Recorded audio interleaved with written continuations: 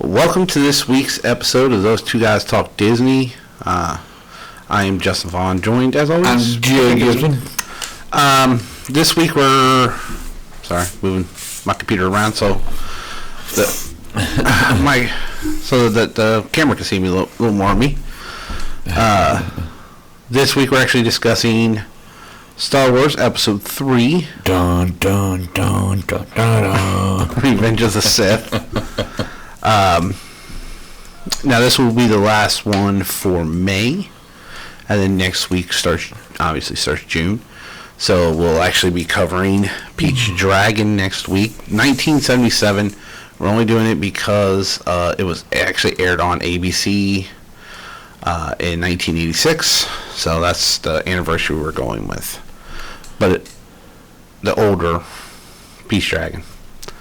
Well, I guess let's get into this with the synopsis. You want to read the synopsis or you want me to? Go ahead. It has been 3 years since the Clone Wars began. Jedi Master Obi-Wan Kenobi and Jedi Knight Anakin Skywalker rescue Chancellor Palpatine from General Grievous, the commander of the droid armies, but Grievous escapes. Suspicions are raised within the Jedi Council concerning Chancellor Palpatine, with whom Anakin has formed a bond. Asked to spy on the Chancellor and full of bitterness towards the Jedi Council, Anakin embraces the dark side. Alright, after the synopsis, what was your thoughts on this movie? Again, like I said the first year, I enjoyed watching them. It was a lot of fun. I mean, overall, I think it's a really good movie in my opinion, but, you know, to each their own. I don't know how people don't. If people don't like this movie, I don't know how they wouldn't. This movie is actually a pretty good movie to me. But I also watch almost everything Star Wars I can. So, you know, I can't really say much there. I mean, obviously, I was going to love this movie.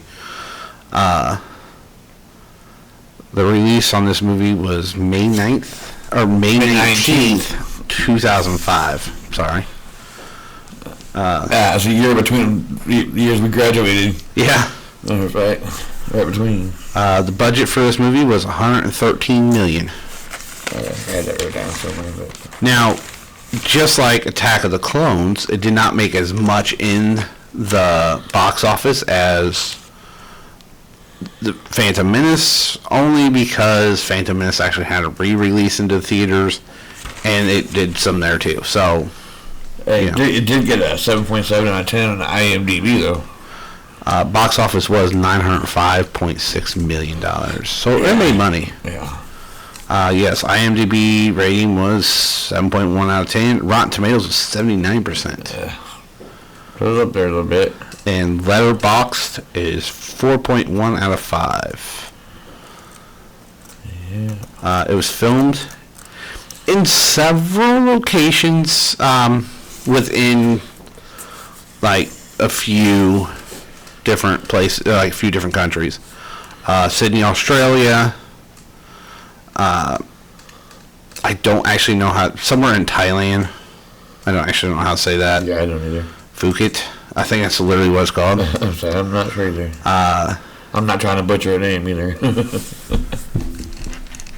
And, ironically enough, they actually filmed on Mount Etna in Italy while it was erupting.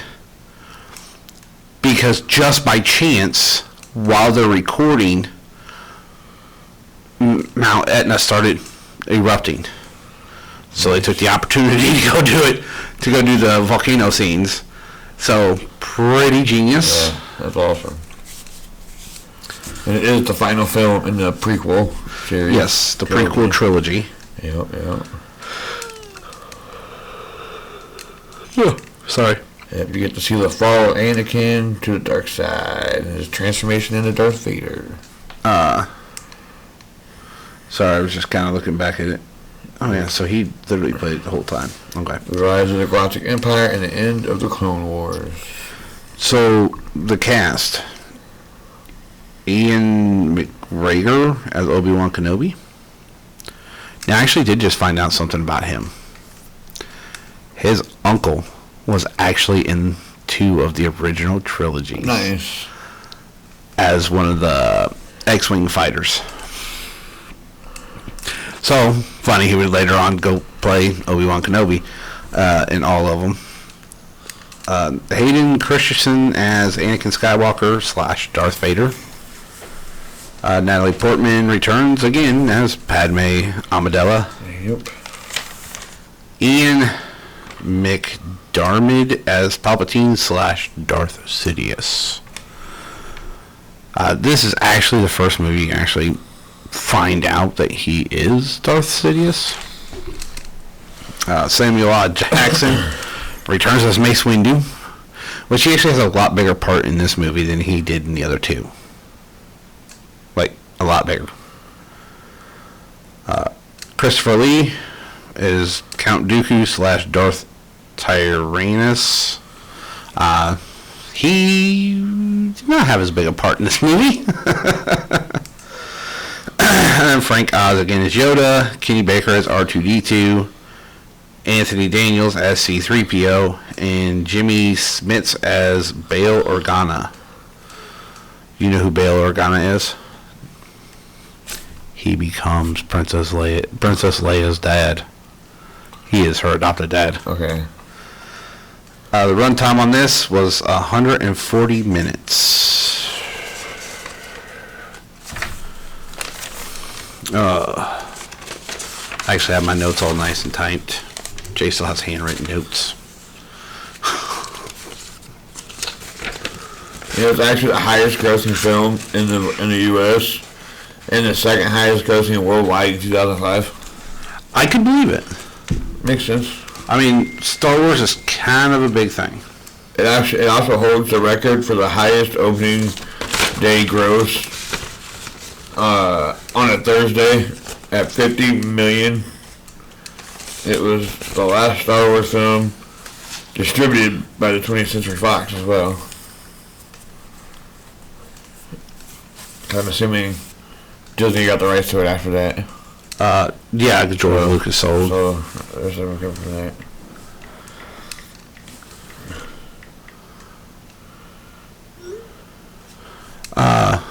Now, this is actually the Star Wars movie we actually went and seen at the midnight release. We actually went and stood in line. No, we did not dress up. We did talk about getting lightsabers, though, and having a lightsaber fight, but we decided not to. But there were a lot of people there in costumes yes. that had lightsabers. And obviously they're checking for people that's sneaking in and stuff. And we got in our theater, we got in, we got our tickets, we got our popcorn, we got our sodas. We went and sat down in the theater we're supposed to sit in. Took the last few seats that was open, like there was almost nowhere open. Yeah. Behind us, all of a sudden a commotion starts. And obviously somebody snuck in and walked out and got popcorn and soda and stuff, and then come back to the theater, and they realized what he had done, so they were kicking him out, and he stood up and he threw his popcorn bag in the air, and some other person that paid to be there yelled, "Free popcorn!" and jumped up and grabbed the popcorn. I forgot about that, actually. It was one of the greatest nights at the movie theater I've ever had. I've never forgotten about that. That was hilarious. But then we all sat there and watched it, and I'm pretty sure we went out to breakfast after it was over. Probably. You're saying we were in the theater till what? After 1 in the morning? Yeah. Yeah. More like almost 3. Yeah. And then by the time you get out of the theater, which is packed, because literally our theater's 6 screens, and all 6 screens were showing Star Wars, so the parking lot was packed. And by the time you get to your car, get in your car, then you gotta fight all the traffic to try to leave. So we weren't leaving anywhere anytime soon. But we still had a great time. Yeah, it was one of those great movies. One of the only times I ever went to a midnight showing of a movie. That's the only time I've ever been to one. I don't think I've ever been to another one. The only ones I've actually had a chance to go to would be maybe the Harry Potter ones, but I never actually went to one. Because one, when they're coming out, literally by the time they all got out, I was an adult.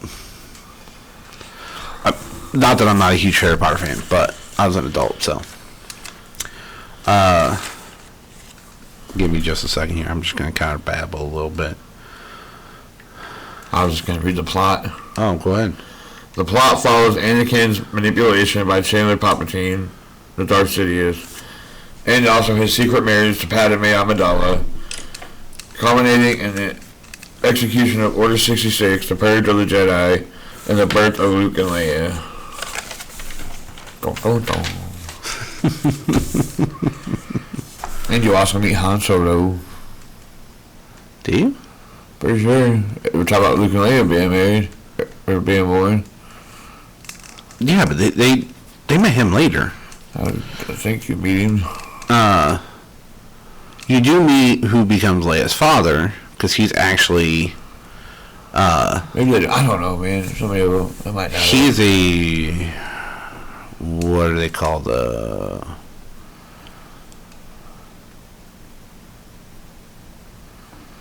Republic?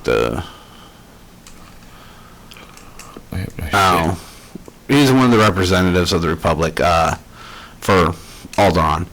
So you do meet him. Yeah. You do find out like him and Obi-Wan are actually friends. Like they do talk to each other, and like even he brings up the fact that it's kind of suspicious. But you do find out at the very beginning of the movie, Chancellor Palpatine has been kidnapped by the Separatist movement, which is a droid army. But they talk about General Grievous and Count Dooku's kidnapping him. And they find the ship, and you actually have Anakin and Obi-Wan actually flying there. Of course, Anakin has R2-D2 in his ship, and you realize how much of a risk taker Anakin actually is when he's flying, because like he actually like scrapes off and he is actually shooting at Obi-Wan's plane, trying to knock off these little buzz droids off. So you actually see that, and it's like he takes too many risks, too careless, which Obi-Wan actually tells him that too.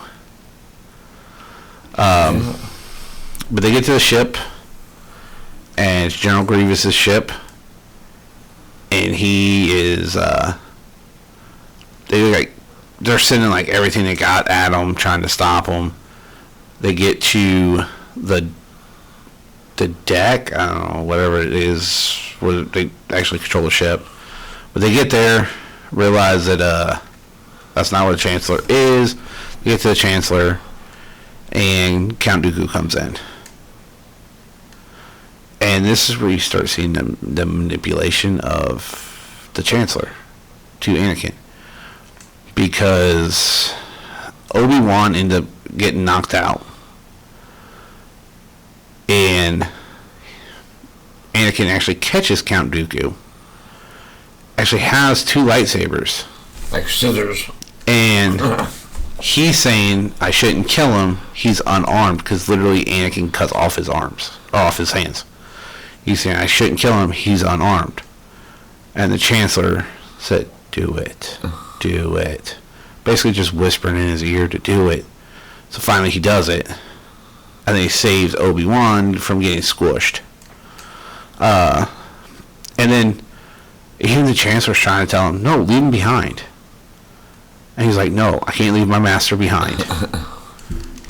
So then you have him like trying to ride the elevator, and like they keep telling R2 like, hey, get this going, hey, do this, do that. Like they're telling him what to do, but he's trying to avoid being hit by droids on the ship.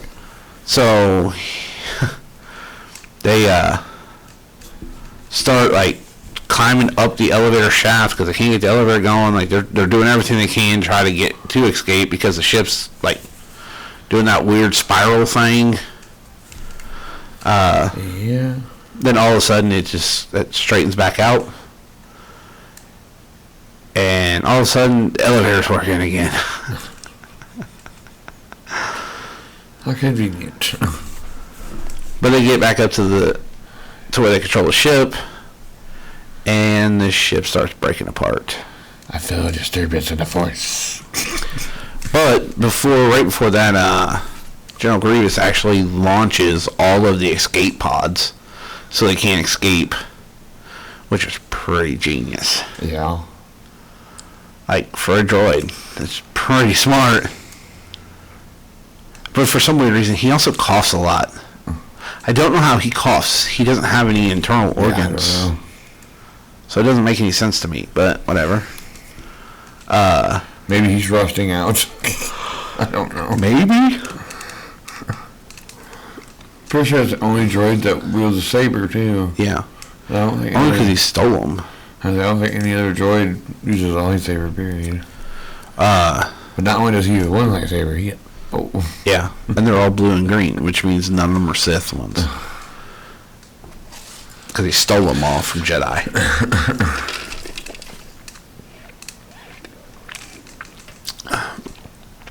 But the ship starts breaking apart, and they start trying to land a part of a ship.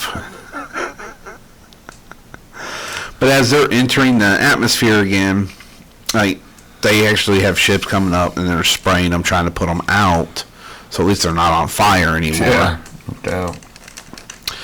And they crash land.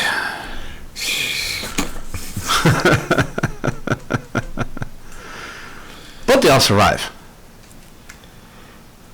And then Chancellor Palpatine's talking about how he wants Anakin to be on the Jedi Council. This is when it starts really going wrong for him, though. Because, like, after he gets back, he finds out that Padme is pregnant. Yep. Which puts a whole new worry on him. Because he starts seeing in his dreams that Padme's going to die during childbirth. And he doesn't like that. He wants to do everything he can to save her, which I understand.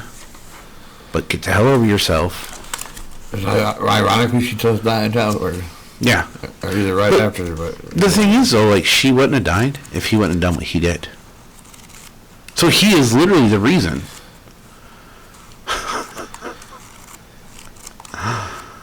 Because she just gives up. Because of what he did. So she just gives up. Refused to fight. He can't help it. He was manipulated. But, of course, you know, again, the Chancellor uses stuff he knows about Anakin. Like, he killed all those sand people, and he didn't tell the Jedi Council that. Yeah. But he starts, like, really pushing the fact that he wants Anakin on the Jedi Council to be his eyes and ears. Jedi Council saying that they want Anakin to be their eyes and ears against Chancellor Palpatine.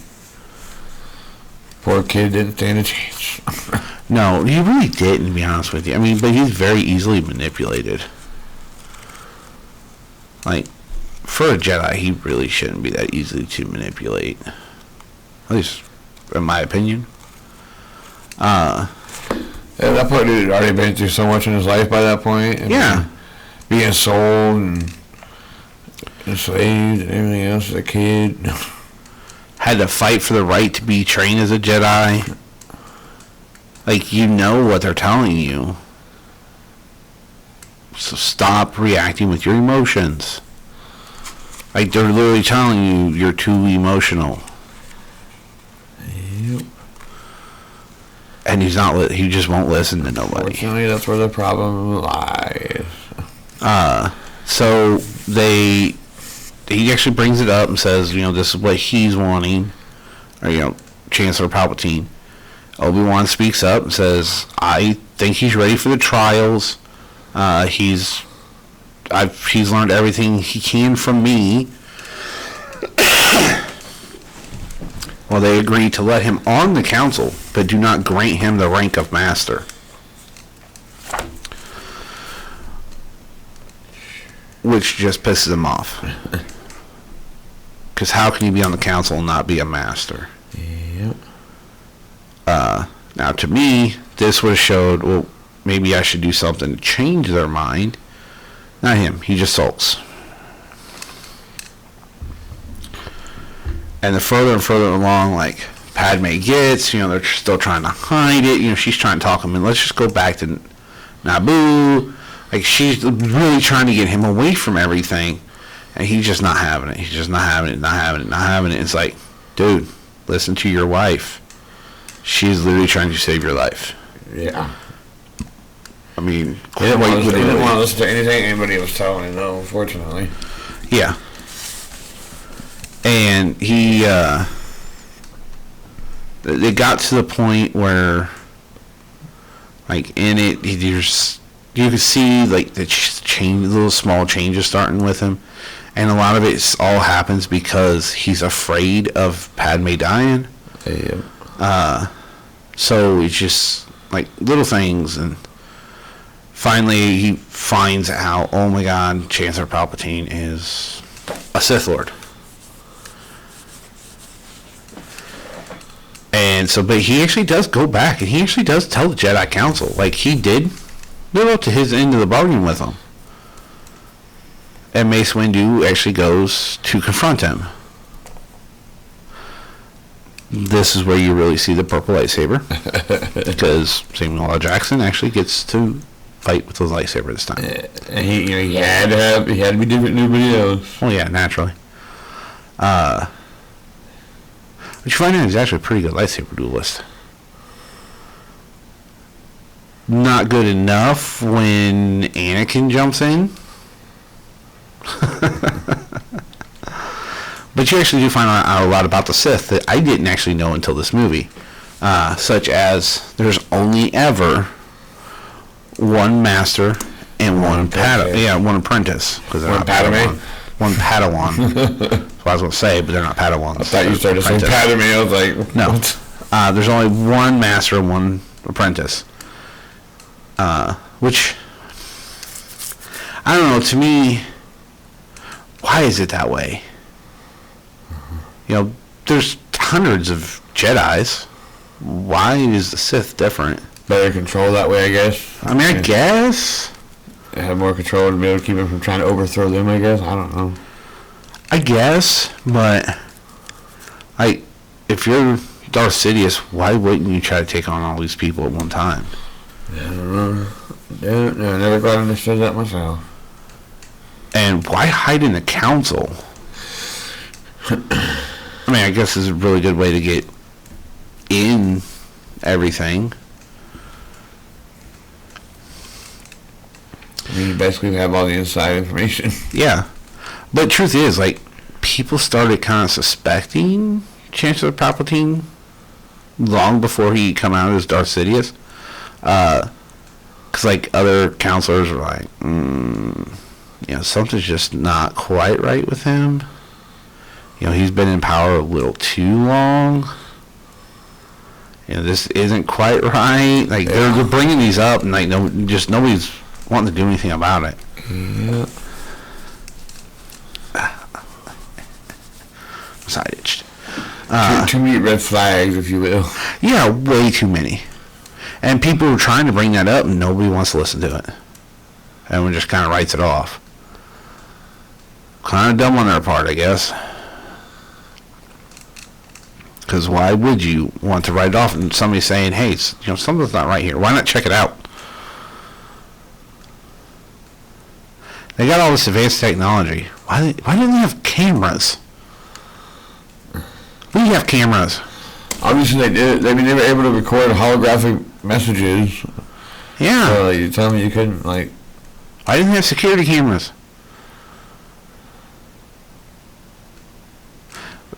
Another question is, why didn't they know that Anakin married Padme? You see him going to her apartments every day.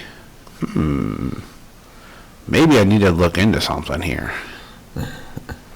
Jedi's not supposed to be married. They're not supposed to have any attachments. Except for to the Force. Which is kind of bogus. I get it. Because Yoda actually talks about, How did his microphone end up I have no idea. backwards? I have no idea. What happened, eh? I have no idea. But yeah, he just... Why didn't... Like, just so many, like, whys, you know. Why didn't you notice this? Why didn't you, like... Hey, why is he doing that? To the point that Chancellor Palpatine actually convinced Anakin to join him. And saying that he could save, you know, Padme. Now, this is the other thing for me. Once Padme died, why didn't Anakin just, you lied to me. Right. I'm going to kill you.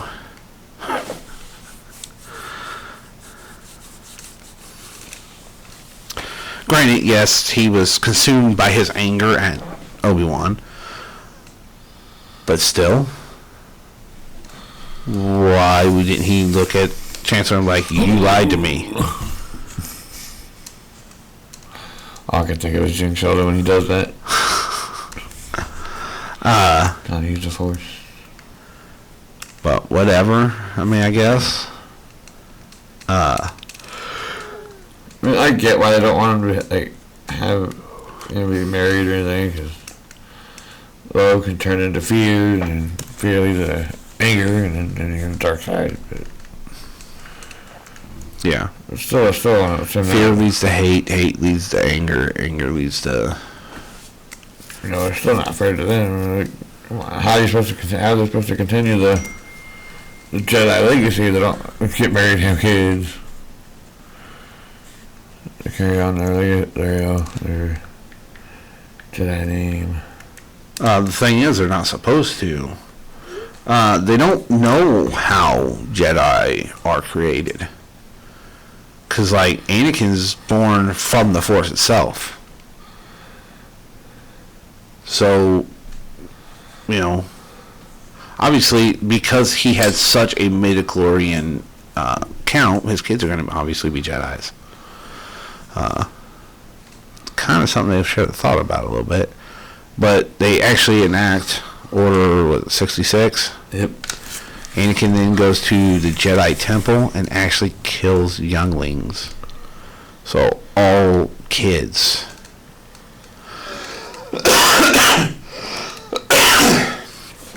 Which is really messed up. Seeing how he's about to have kids. Yeah, a little bit. But you start seeing the flashes of red in his eyes. And then they go to the volcano planet, Mustafar, I think it is, which is where it was shot at Mount Etna. And him and Obi-Wan actually have one heck of a lightsaber duel. And he always thought he was better than Obi-Wan. And Obi-Wan wins. Like, kicks his butt. Yeah, he does. You actually see him, like, fall into the lava, like, at least part of his body into the lava, so he's actually losing limbs to the lava. The whole time he's actually, like, yelling at Obi-Wan, threatening him. But he also almost strangled his own wife. The one he didn't want to die. He almost killed himself. Yeah. But because of that, she gave up on her own life. Seems smart. Yeah. You literally just drove your own life to that. Yeah. What is wrong with you? Which really sucks, though, because you left your kids, man. Yeah, well, that's the thing, too, is to him, his kids didn't survive.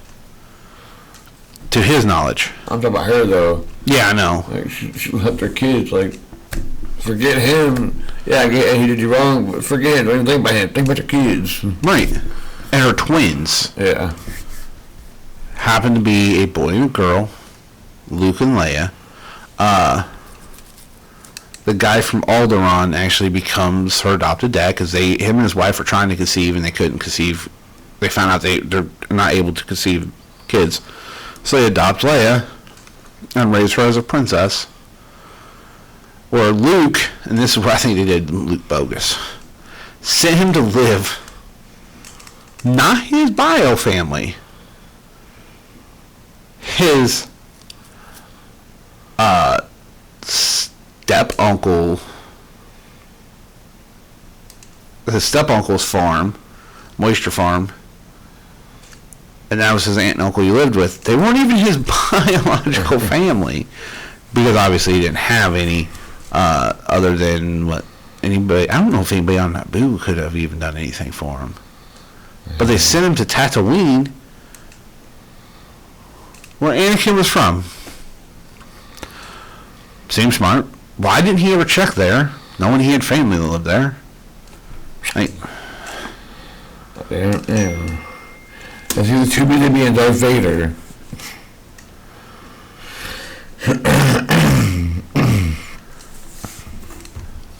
That's why. but then you actually finally see your first glimpse of Darth Vader. The guy inside the mask is not the same guy doing the voice. No. James Earl Jones is the voice of Vader. And he was for the entire time, the whole time too, which is kind of cool. And actually him and, what takes her name? Carrie Fisher had never actually met while doing Star Wars. He didn't actually meet her until he did Big Bang Theory, I'm pretty sure, when they first met. It might have been before Big Bang Theory, but they never met while doing... Which does make sense, because he was just doing a voiceover. Yeah. I'm assuming just in like a booth somewhere doing a voice for Vader, so it didn't need to be seen, because... That's pretty cool, though. You know, Vader was the guy behind the mask, so all he had to do was do a voice. But you might also know him as the voice of Mufasa. But, again, a lot of these... It's crazy to think about. I know. Like, the person of the voice of Mufasa Lion is the same guy as the voice of Darth Vader. But yeah, it still raises a ton of questions. Like, why didn't they investigate? Well, not to mention, like, if the Force was so strong inside Anakin, he tell me he couldn't feel that where his kid was. It's the same thing too. Like, the Force is so strong. Why aren't you guys trying to figure out his mental state? Like, Yoda can read his mind. Why are they not saying, hey, something's wrong with this boy? But Yoda and Obi-Wan actually both go into hiding. Yoda to a swamp planet, which I'm pretty sure is where he's actually from. I can't remember the name of it. I can't remember the name of it. And then Obi-Wan actually goes to Tatooine and lives in a cave. And goes by the name Ben. Ben Kenobi.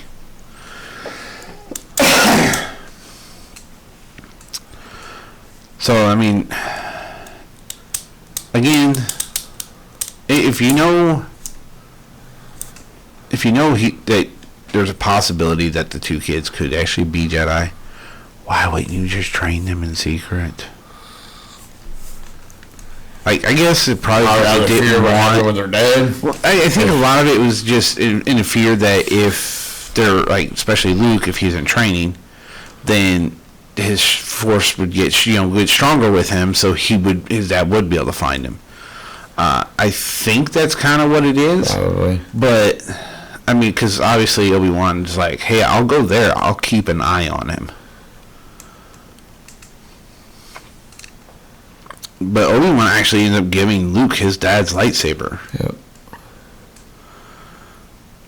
So Darth Vader's lightsaber didn't change from blue to red. It was a whole new lightsaber. Yep. Kind of weird that he takes out his dad with his dad's own lightsaber. Right. Think about it. Well, I don't think it's the same lightsaber, though, because I'm pretty sure he loses it. I don't remember. But I don't know. We're not to the movies yet. It'll be next year by the time we are. There's a lot of questions, because You know, like I said, they said the Force was so strong that then Anakin, you would think he would be able to sense his kids. But again, like, you would also think that the Force coming off him would be a little off. Yeah. And Yoda's so wise. So you're not going to tell me he's not like... I'm sure, I think it was. That's why they didn't want to train him. They weren't going to train him to be a Jedi, but then... Yoda said there was a possibility he could go to the dark side. Like, he understood that there was a possibility. But why not, instead of doing one? Like, why, instead of just saying, Obi-Wan, you train him? Why not just say, hey, we the council will train you? Well, actually, Obi-Wan only did it because Qui-Gon Jinn wanted to. Yeah, Qui-Gon Jinn wanted to do it, but then it didn't make it. So. But my whole point is, like, if you know that's a possibility that he's going to become evil, why don't you, as a council, say, look, as a favor to Qui-Gon Jinn, all of us will train you. You'll spend time with all of us. Instead of just saying, yep, Obi-Wan is your issue.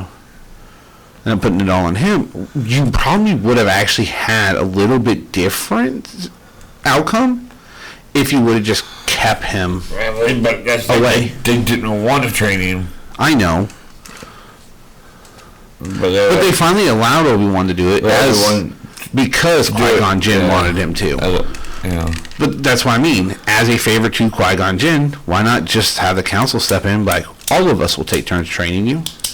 You're not just going to be Obi-Wan's Padawan. You'll be all of ours. Then they have more hand in on it. They keep him away from the Chancellor more. Like, everything's different. That is the basis. If they had their suspicions about the Chancellor, then why didn't you keep him away from him? Exactly. But, like, could you imagine Anakin training under Yoda? The wisest of them all. The way Luke kind of did? Yeah. But the wisest of them all, like, he could have, like, really helped him bring that back out because, like, he helped Luke fight his fear. He could have helped Anakin fight his. Yeah. So Anakin would have stayed good. The balance swing back to the good side. You know. A lot of questions. The whole Padme Anakin thing kind of weirded me out anyway. Yeah, she is like she was, what did we decide, like 14? We actually found out that they were actually closer. Yeah. They weren't that far apart in age. They're like 5 years apart in age. Uh-oh. Oh, come on. Sorry for the interference. Jay's mic's being dumb. Thank you. We really gotta buy new cords. Lord. Because we did find out they're actually close in age. Just the actors they had playing it made it look kind of odd. Well, it's one of those things too, like, Obi-Wan should have noticed that something was there. Like, he seen them when he was a kid and she was the queen. Seeing how he reacted to her. Why did you let him go? Why didn't you ask the council, hey, can you send somebody else to look after her? Yeah, so that's another thing. Why wouldn't they send somebody else go with her to Naboo instead of sending him to protect her in Naboo? That's my point, though. Like, as his master, he should have noticed it. Knowing that there was, a connection there. And, Luke had said something to him multiple times about her, so he knew that, not Luke, Anakin had already told Obi-Wan a couple of different times. Hey, put your arm down. But they mentioned to Obi-Wan a couple of times about how, he liked Padme. Yeah. And stuff, so he knew, so he should have been, no, he's not going. Yeah, it should have been shut down right there, like, no, we ain't doing this. But nope.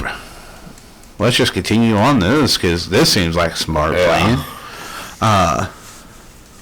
See, just a lot of questions. I do like how the witnesses for that wedding were the androids. Yeah. R2D2, 3CPO. Oh yeah. Well, yeah, like I said, just a lot of questions. Unfortunately, you never really get an answer to any of the questions. And the only thing I look at Richard once, he had to go back to Richard, Yeah. after things were dealt with. So they snuck off and got married. You're not really telling me that that neither of them ever slipped up? Like, come on now. I mean, eventually Obi-Wan does learn that they're married and, that Anakin's, gonna have kids with her. And he tells him that's a bad idea. Like, he's literally, that does tell him, look, that is a bad idea. But Anakin doesn't listen, unnaturally. You got married, you're going to have kids with her, maybe you should have dropped out of being a Jedi. Right, just gave it up.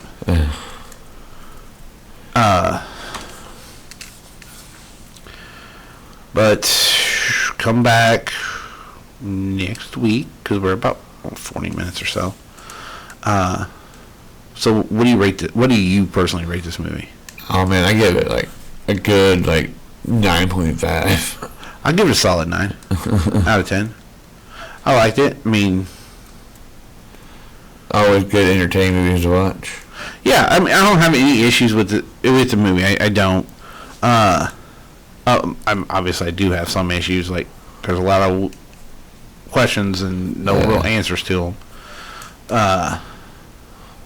But I don't have really issues watching this movie. I love the Star Wars movies, all 3 trilogies. Even though most people are like, oh, I don't really care for Episode 1. I actually liked Episode 1. I like Jar Jar Binks. So. Yeah, I love Jar Jar Binks. He cracked me up.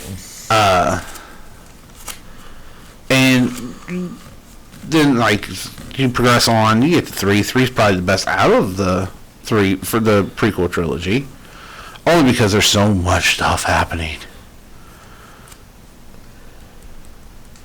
I feel so bad for Jar Jar. I always feel like he gets so much hate. I know. From everybody. It's like, man. I just wish they would have brought him back. Like, I know he's technically on the council and stuff, but I wish they would have at least brought his character through. Because if all 3 of them would have had Jar Jar Binks and, oh my god, he got killed or something, cool, at least we would have known what happened with him. Right. Unfortunately, you just never know what happened to him.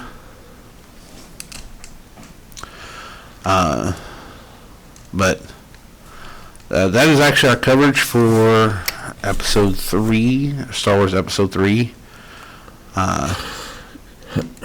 Come back, if you just want to hear Star Wars stuff, come back next May. We'll actually be covering another, 3 or 4. Well, before we quit the episode, actually, although the company, and by extension, the film, was aired by Disney, or acquired by Disney, 7 years after it, or whatever, acquired Lucasfilms, and also serves as Lucas's most recent directorial credit. Even years after it was acquired by Disney. That's actually why we can cover Star Wars, because Disney acquired Star Wars. Actually, Disney acquires a lot. Star Wars, Pixar, Marvel, Which is a little fun fact there. I didn't know that, but kind of neat. But yeah, come back next week. We'll actually be talking about Peach Dragon. Remember, 1977 version. So we got that, and then following, I don't remember what we have following that, because Dumbo, I think. I don't remember what all I wrote down. Yeah, Dumbo. I know I put live action, and it wasn't. Peach Dragon, Dumbo, live action, and motocross. Okay. Okay. Yeah. I have to. So the way this is actually going to work out is, it will literally be the last episode for the month. We'll actually be recording that and the beginning episode for the next month. Just by chance of when we actually started back up. That's just kind of by chance. That wasn't like me designing it that way or nothing like that. It was just how it was going to work out. And then here soon, literally from the day we're recording this, we're actually recording on Memorial Day. From today, 2 weeks. Then I'll be in Florida for 5 days. Going to Orlando Studios. Which is funny that I bring that up because we're a Disney podcast here. We talk about Disney, but I'm not going to Disney this time. This time. But I am going to Orlando to go to Wizarding World and Super Nintendo World, which I'm really looking forward to both of them. Heck yeah. But we're actually going to make sure we record enough episodes that I can actually, you're not even going to have a break in here. That way, we're not missing any more episodes again. But tune back in next week for 1977's Pete's Dragon. We'll be back with you guys then. Catch you on the flip side.